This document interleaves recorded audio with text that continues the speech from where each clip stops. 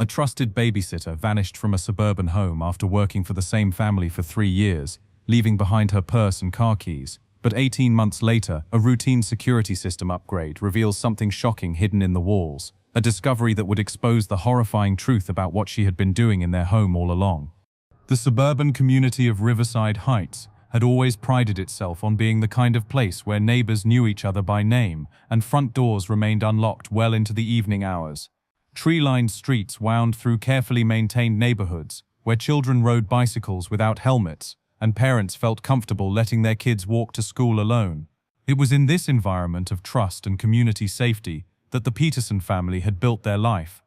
David Peterson worked as a regional sales manager for a medical equipment company, a position that required frequent travel throughout the Midwest. His wife Rachel had recently returned to her career as a pediatric nurse after taking several years off to raise their 2 children. Their daughter Isabella, now 8 years old, was a bright and curious third grader who excelled at mathematics and spent her free time reading chapter books that were well above her grade level.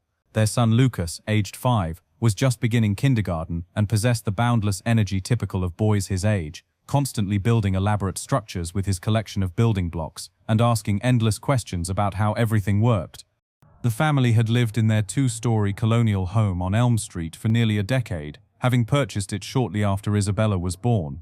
The house sat on a corner lot with a large backyard that featured an old oak tree perfect for climbing and a swing set that David had assembled himself one memorable weekend.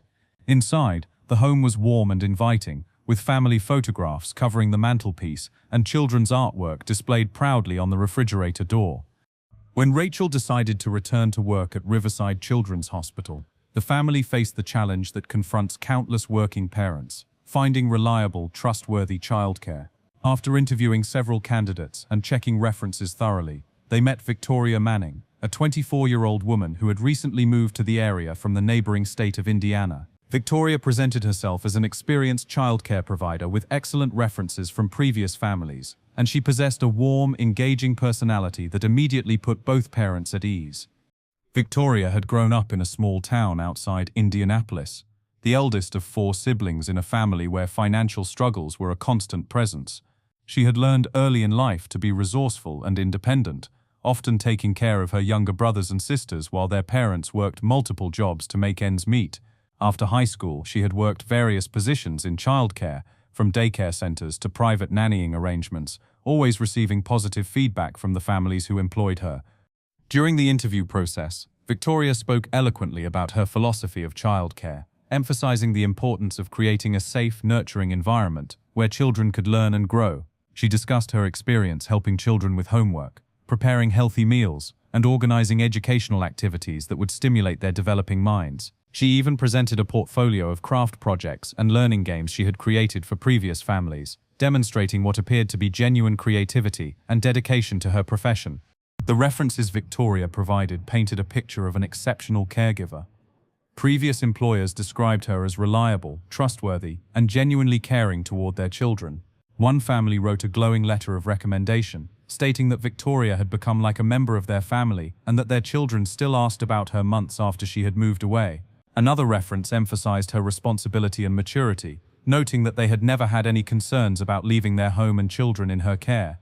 Rachel and David were impressed not only by Victoria's credentials, but also by how quickly their children warmed to her.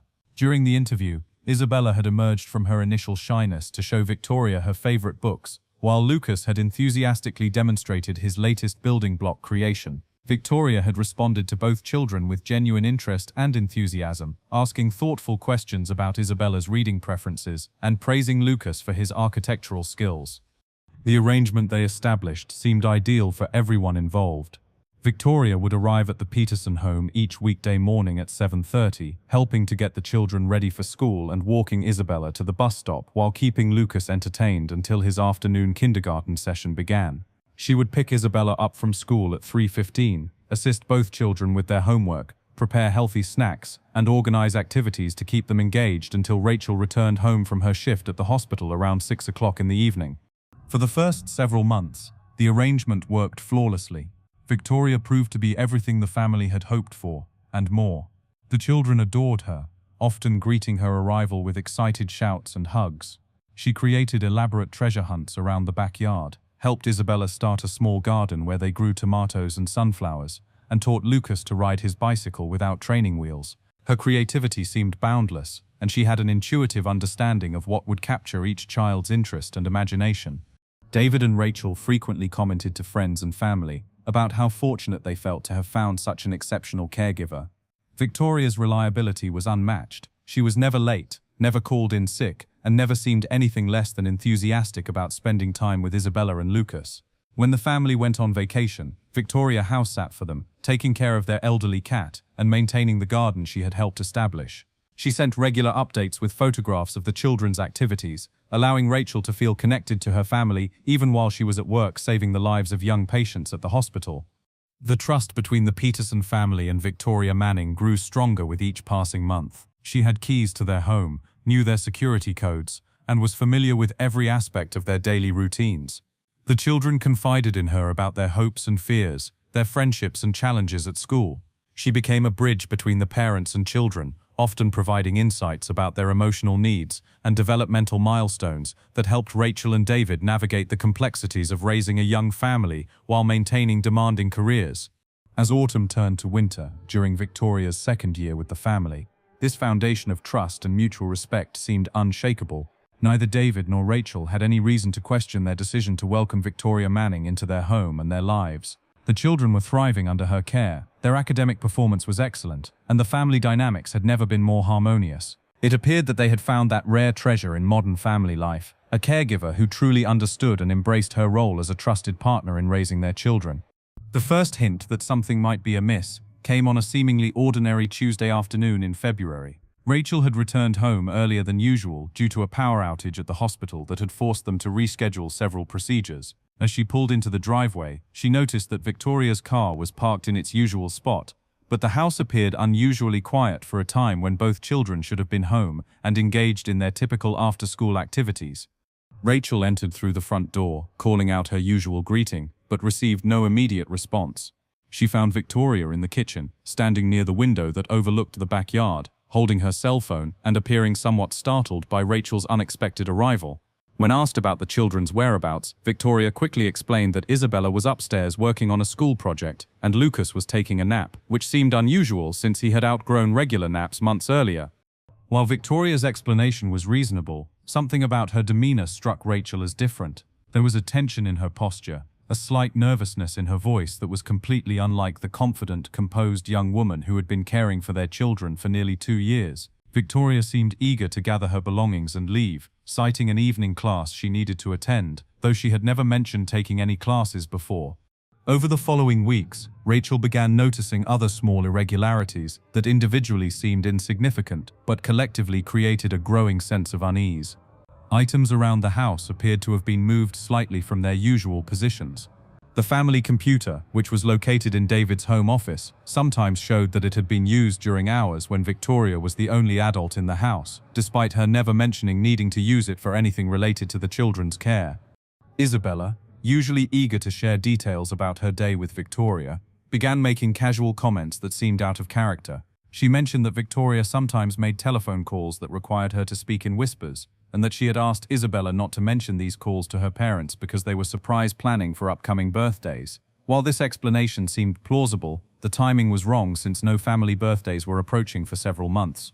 Lucas, with the unfiltered honesty typical of 5-year-olds, made observations that were even more puzzling.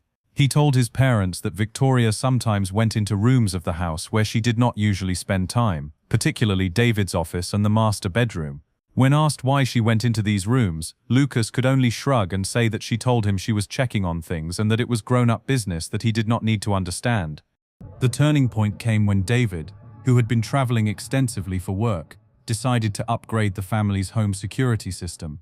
The existing system was several years old and had become unreliable, sometimes failing to arm properly or triggering false alarms during thunderstorms. After researching various options, David chose a comprehensive smart home security package that included high-definition cameras, motion sensors, and a monitoring system that could be accessed remotely through a smartphone application. The installation process took place on a Saturday, when Victoria was not scheduled to work. The technician from the security company, a professional named Marcus Williams, who had been installing home security systems for over 15 years, arrived early in the morning and spent several hours strategically placing cameras and sensors throughout the house. The system was designed to monitor all entry points, common areas, and several interior spaces to provide comprehensive coverage of the family's property. During the installation, Marcus made a discovery that immediately captured his attention. While running cables through the wall space behind the family room television, he encountered something that should not have been there, a small sophisticated recording device that was clearly not part of any standard home entertainment or security setup. The device was battery-powered, about the size of a deck of cards, and appeared to have been deliberately concealed within the wall cavity. Marcus had encountered similar devices during previous installations, usually in cases where homeowners suspected infidelity or where business owners were concerned about employee theft. However, finding such a device in a family home, hidden in a location where it could record conversations and activities in the main living area, immediately raised serious concerns about privacy violations and potentially criminal activity. Without disturbing the device, Marcus called David over to examine his discovery. David's initial reaction was confusion, followed quickly by concern and anger as the implications became clear. Someone had deliberately placed sophisticated surveillance equipment in his home without his knowledge or consent, positioning it to record his family's private activities and conversations. The professional quality of the device and its careful concealment suggested that this was not a prank or amateur operation. Marcus advised David to contact law enforcement immediately, explaining that the discovery of hidden surveillance equipment in a private residence was a serious matter that likely violated multiple state and federal laws. He also recommended that David should not touch or remove the device, as it might contain fingerprints or other evidence that could be crucial to identifying whoever had placed it there. David's mind raced as he considered the possible explanations for this discovery. Very few people had regular, unsupervised access to their home. The cleaning service came once every 2 weeks, but always when family members were present. Repair technicians and delivery personnel were rarely left alone in the house for extended periods. The most troubling realization was that Victoria Manning, their trusted babysitter, had unlimited access to every room in their home and had been present without supervision countless times over the past 2 years. The possibility that Victoria might be responsible for placing the surveillance device was almost too disturbing to contemplate. This was someone they had welcomed into their family, someone their children loved and trusted, someone who had been entrusted with their most precious possessions. If Victoria was indeed responsible, it meant that their trust had been violated in the most fundamental way possible and that their family's privacy had been compromised for months or potentially years.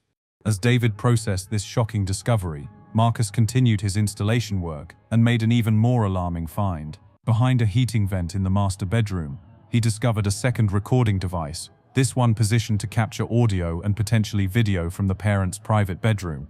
The existence of multiple devices confirmed that this was not a random occurrence or mistake, but rather a deliberate systematic invasion of the family's privacy. Detective Linda Martinez of the Riverside Heights Police Department had investigated numerous cases involving privacy violations and illegal surveillance during her 12-year career in law enforcement, but the Peterson case presented several unique and troubling elements that immediately captured her attention.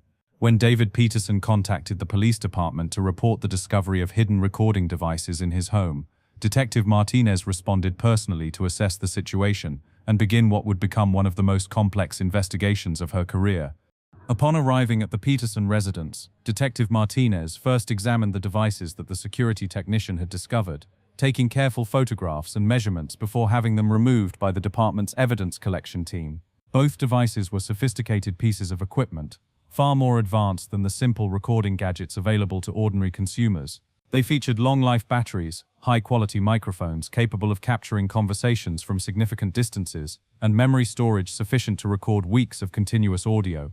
The positioning of the devices was particularly revealing.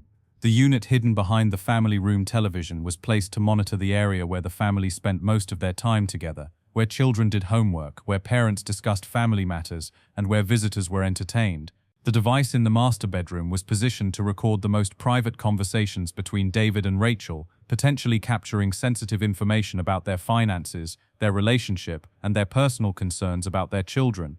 Detective Martinez immediately recognized that the sophistication of the equipment and the strategic placement of the devices suggested that the perpetrator possessed both technical knowledge and intimate familiarity with the Peterson home's layout and family routines. This was not the work of a random criminal or someone acting on impulse, but rather a carefully planned invasion of privacy that had likely been ongoing for an extended period. The detective's first step was to interview each member of the Peterson family separately to establish a timeline of when the devices might have been installed and to identify everyone who had regular access to the home. David and Rachel provided detailed information about their daily schedules, their work commitments, and the various service providers who entered their home on a regular basis. They also discussed their relationship with Victoria Manning, reluctantly acknowledging that she was the only person who spent significant amounts of time alone in their home. Isabella and Lucas were interviewed using age-appropriate techniques designed to gather information without traumatizing them or leading them to conclusions that might not be accurate. Both children were able to provide valuable insights about their daily routines, with Victoria confirming that she had access to all areas of the house and that she sometimes spent time in rooms where her childcare duties did not typically require her presence. Detective Martinez also conducted extensive background research on Victoria Manning, requesting information from law enforcement agencies in Indiana and other states where she had previously lived and worked. This investigation revealed several concerning discrepancies between the information Victoria had provided to the Peterson family and the reality of her background and employment history. The references Victoria had provided during her initial interview process proved to be fabricated. The telephone numbers she had given connected to voicemail systems that appeared to have been established specifically to provide false recommendations. The addresses she had listed for previous employers either did not exist or belonged to vacant properties. Most disturbing of all, there was no record of Victoria Manning having worked in professional childcare in Indiana or any other state, despite her claims of extensive experience in the field. Further investigation revealed that Victoria's real name was Victoria Ann Kowalski, and that she had a criminal history that included charges for identity theft, fraud, and burglary in 2 different states. She had been using the false surname Manning as part of an ongoing effort to conceal her past criminal activity and gain access to homes and families for purposes that were clearly not related to legitimate childcare. The detectives' team also discovered that Victoria had been involved in similar schemes involving other families in different communities. In each case, she had presented herself as an experienced childcare provider, gained the trust of working parents, and then used her access to their homes to gather personal information that could be used for identity theft or to plan future burglaries. The hidden recording devices were apparently her method of collecting sensitive financial information, daily schedules, and other details that would allow her to exploit her victims' trust. As the investigation expanded, Detective Martinez worked with federal agencies that specialized in interstate fraud and identity theft. The scope of Victoria's criminal enterprise was far broader than initially suspected, potentially involving dozens of families across multiple states over a period of several years. The recording devices found in the Peterson home were just one component of a sophisticated operation designed to exploit the trust that families placed in childcare providers. The technical analysis of the recording devices revealed that they had been active for approximately 18 months, meaning that Victoria had been secretly recording the Peterson family's private conversations and activities for most of the time she had been working for them. The devices had been programmed to activate based on sound levels, conserving battery life while ensuring that significant conversations and activities were captured. Most disturbing of all, the investigation revealed that Victoria had been using information gathered from the recordings to commit identity theft against David and Rachel Peterson. She had opened credit card accounts using their personal information, made unauthorized purchases using their financial data, and even attempted to access their children's social security numbers, presumably for future fraudulent activities. The detective also discovered that Victoria had photographed important documents throughout the Peterson home, including tax returns, bank statements, and other financial records. She had apparently been using a small concealed camera to document this information during her regular childcare duties, building a comprehensive profile of the family's financial situation and personal information. As the full scope of Victoria's deception became clear, Detective Martinez worked with the district attorney's office to prepare criminal charges that would reflect the serious nature of her crimes. The charges would ultimately include illegal surveillance, identity theft, fraud, endangering the welfare of children, and numerous other offenses that could result in significant prison time if Victoria was convicted. 18 months after the Peterson family first noticed subtle changes in their trusted babysitter's behavior, the carefully constructed web of deception that Victoria Kowalski had woven around their lives finally began to collapse. Detective Martinez had spent weeks building a comprehensive case against Victoria, gathering evidence from multiple states and coordinating with federal agencies to understand the full scope of her criminal enterprise.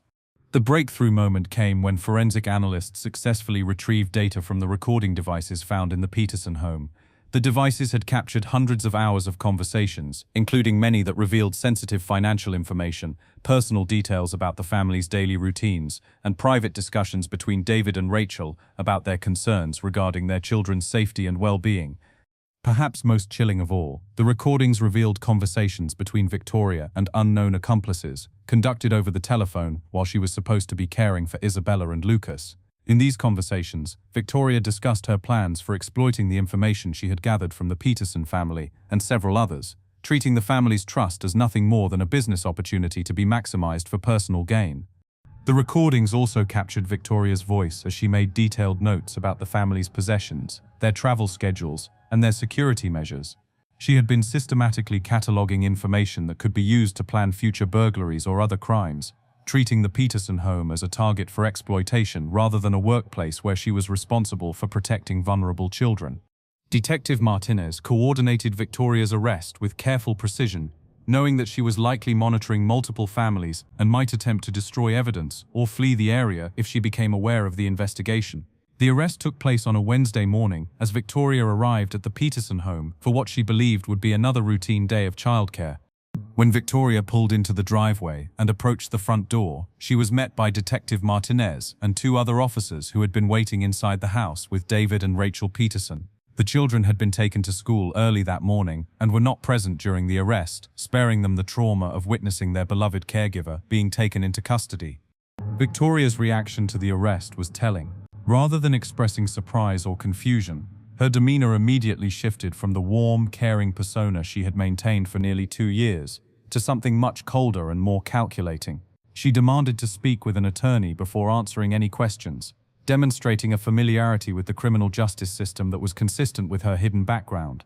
During the search of Victoria's apartment, investigators made discoveries that revealed the true scope of her criminal activities. They found detailed files on dozens of families, including the Petersons, containing photographs of personal documents, floor plans of homes, schedules of family activities, and extensive notes about valuable possessions and security measures.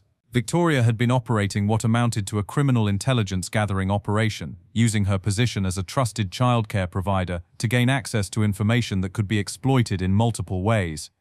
The apartment also contained sophisticated surveillance equipment, multiple false identification documents, and evidence of ongoing identity theft operations involving numerous victims. Victoria had apparently been supporting herself entirely through criminal activities for several years, moving from community to community and establishing relationships with trusting families who became unwitting targets of her schemes. Federal investigators discovered that Victoria's operation extended far beyond simple identity theft and burglary planning. She had been selling personal information to organized crime networks that specialized in various types of fraud, turning the intimate details of family life into commodities that could be purchased and exploited by other criminals. The trust that families had placed in her had been systematically betrayed and monetized in ways that violated not only their privacy but their fundamental sense of security and safety. The investigation also revealed that Victoria had been using social media and online resources to research potential victims before applying for childcare positions. She specifically targeted families where both parents worked demanding careers that would require reliable childcare, knowing that such families would be more likely to trust a caregiver who presented herself as experienced and dependable. Perhaps most disturbing of all, investigators found evidence that Victoria had been sharing information about the children in her care with unknown third parties. While there was no evidence of physical harm to any children, the potential implications of this information sharing were terrifying for the families involved. The realization that someone they had trusted with their most precious possessions had been treating their children as potential targets for exploitation was almost impossible for the affected parents to comprehend. As news of Victoria's arrest spread through the Riverside Heights community, other families began coming forward with their own concerns about irregularities they had noticed but had dismissed as unimportant. Several families reported missing items, unexplained changes to their financial accounts, and other signs that their trust had been violated by someone with intimate access to their homes and personal information. The ripple effects of Victoria's crimes extended far beyond the immediate victims. The entire community was forced to confront the reality that their sense of safety and security had been built on false assumptions about the people they had allowed into their lives. Parents who had never questioned the backgrounds of their childcare providers began demanding comprehensive background checks and references, while others decided to abandon outside childcare entirely rather than risk such a fundamental violation of trust. The legal proceedings against Victoria Ann Kowalski unfolded over the course of 8 months, during which time the full scope of her criminal enterprise became increasingly clear to both law enforcement and the families she had victimized. The district attorney's office, working in coordination with federal prosecutors, ultimately filed charges that included illegal surveillance, identity theft, fraud, endangering the welfare of children, burglary, and numerous other offenses related to her systematic exploitation of the families who had trusted her with their children and their homes. Victoria ultimately accepted a plea agreement that resulted in a sentence of 12 years in federal prison, followed by 5 years of supervised probation. The sentence reflected both the serious nature of her crimes and the extensive scope of her criminal activities, which investigators determined had affected more than 30 families across 7 different states over a period of nearly 4 years. As part of the legal resolution, Victoria was required to provide complete information about all of her criminal activities, helping investigators identify additional victims and recover stolen property and fraudulent financial gains. She was also required to pay restitution to the families she had victimized, though the emotional and psychological damage she had caused could never be fully compensated through financial means. For the Peterson family, the legal resolution provided a sense of justice and closure, but the process of healing from such a fundamental violation of trust proved to be much more complex and long-lasting than they had anticipated. David and Rachel found themselves questioning their judgment and their ability to protect their children, despite the fact that Victoria's deception had been so sophisticated that even experienced law enforcement professionals acknowledged that most families would have been vulnerable to her tactics. Isabella and Lucas, despite their young ages, had to process the difficult reality that someone they had loved and trusted had been deceiving them for reasons they could not fully understand. With the help of child psychologists who specialized in trauma recovery, the children gradually learned to understand that Victoria's actions were not their fault, and that the love and trust they had shown her were positive qualities that should not be abandoned because of one person's betrayal. The family implemented several changes to their home security and childcare arrangements in the months following Victoria's arrest. They upgraded their security system to include comprehensive monitoring of all areas of their home, established new protocols for background checking any service providers who would have access to their residence, and developed a family communication system that would make it easier for the children to report anything that made them uncomfortable or seemed unusual. Rachel and David also became advocates for stronger regulation of the childcare industry, working with local and state legislators to implement more comprehensive background checking requirements for anyone seeking employment as a private childcare provider. They lobbied for legislation that would require childcare providers to undergo the same level of screening that is required for teachers and other professionals who work with children in institutional settings. The Peterson family's experience also led to important changes within their community. The Riverside Heights Neighborhood Association established a resource-sharing program that allowed families to exchange information about service providers, childcare options, and security measures. Local law enforcement began offering seminars on home security and personal safety, helping families understand how to protect themselves from various types of fraud and exploitation. Perhaps most importantly, the Peterson family learned valuable lessons about the balance between trust and vigilance that would serve them well throughout their lives. They discovered that it is possible to maintain an open, trusting approach to relationships while still implementing reasonable safeguards to protect family privacy and security. They learned that asking questions, checking references, and maintaining awareness of unusual behaviors are not signs of paranoia, but rather responsible measures that any family should take when allowing someone new into their lives. The children, despite their difficult experience, emerged from the ordeal with a stronger understanding of personal safety and the importance of communication with trusted adults. Isabella and Lucas learned that they should always feel comfortable reporting anything that makes them uncomfortable, and that adults who ask them to keep secrets from their parents are displaying behavior that should be questioned rather than accepted. The broader community also benefited from the lessons learned through the Peterson family's experience. Other families began implementing more careful screening procedures for childcare providers, service professionals, and anyone else who would have unsupervised access to their homes. The incident served as a powerful reminder that trust must be earned through consistent, verifiable behavior, rather than simply accepted based on initial impressions or references that cannot be independently confirmed. The Peterson family's recovery from their ordeal was gradual, but ultimately successful. They learned to appreciate the security measures they had implemented without allowing fear to dominate their daily lives. They discovered that it was possible to maintain the warm, welcoming home environment they valued while still protecting themselves from those who might seek to exploit their trust and generosity. David and Rachel's relationship with each other and with their children was ultimately strengthened by their shared experience of overcoming such a significant challenge. They developed deeper communication patterns, more robust problem-solving strategies, and a greater appreciation for the importance of family unity in the face of external threats. The case also had broader implications for law enforcement and the criminal justice system. Detective Martinez and her colleagues used the lessons learned from the Peterson investigation to develop new protocols for investigating privacy violations and identity theft cases. The techniques developed during the investigation proved valuable in numerous subsequent cases involving similar crimes. If you found this case as shocking as we did, make sure to subscribe to Criminal Mind Cortex for more incredible true crime accounts that will leave you questioning everything you thought you knew about trust and safety. Hit that notification bell so you never miss our latest investigations into the most mind-bending cases from around the world, where ordinary families face extraordinary challenges and emerge stronger than ever before.